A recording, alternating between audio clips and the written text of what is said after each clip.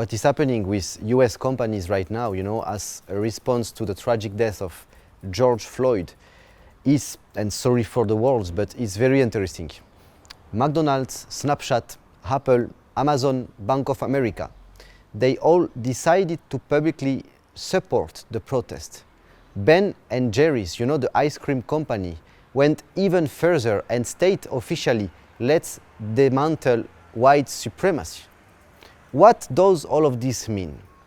Well, it means, first of all, that now most of the global companies have officially become activist companies, political companies, because by deciding to support the protest, and even if they believe that they support the good against the bad, those companies, at the end of the day, decide to support only one side of the US people.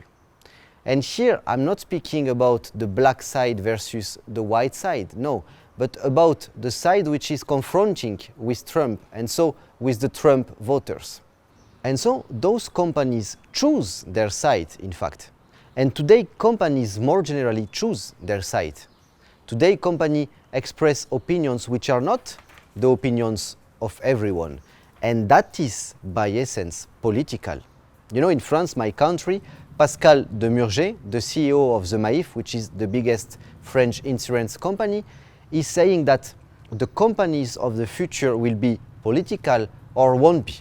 I think it's quite clear. This also reminds me the last very interesting advertisement campaign of Nike in the US, which was saying something like, the future is not globalization, the future is claims. And today, companies are definitely claiming in the US. Anyway, all of this gives us the opportunity to speak about the role of global companies in the future, and more exactly about what kind of responsibility global companies will have towards people in the next decade. And this apart from the George Floyd death, a lot of global companies have decided since some years already to go directly against one kind of ideas represented by Trump, Bolsonaro, Boris Johnson, etc., etc. Those companies like Nike are opposing to the values of such politicians, and so they are opposing to the values of the voters of such politicians, and so they are opposing to the values of millions of consumers. And the first question is it a good strategy? And the second question is it a responsible and ethical strategy? Personally, I believe that global companies are right now in front of a very important choice. Deciding to promote values which are strong, but which can go against the will of a large part of the people worldwide, or deciding to have as a value the respect of the people's choices and votes worldwide. That's not the same, and that's a big choice. I mean here that when the influence of the governments on people is decreasing, the companies might have the responsibility of taking such kind of decisions. Or I follow and respect people's needs, or I do not, because I strongly believe that those needs are wrong. And this choice is so difficult to make in terms of business, but also in terms of ethics. From one side, again, companies fighting against Trump are obviously choosing one or the two sides of the current world, the more global, open and nomadic sides, respect to a more local, closed and settled side. From the other side, the companies following the people's wills could be considered as collaborators of dangerous ideas and policies. This is exactly what just happened to Zuckerberg and Facebook. Myself, as a sociologist, I believe that even if we are thinking to do the good, there is always the risk to become an authoritarian power. And I would even say, especially if we are thinking to do the good, there is a risk that we become an authoritarian power.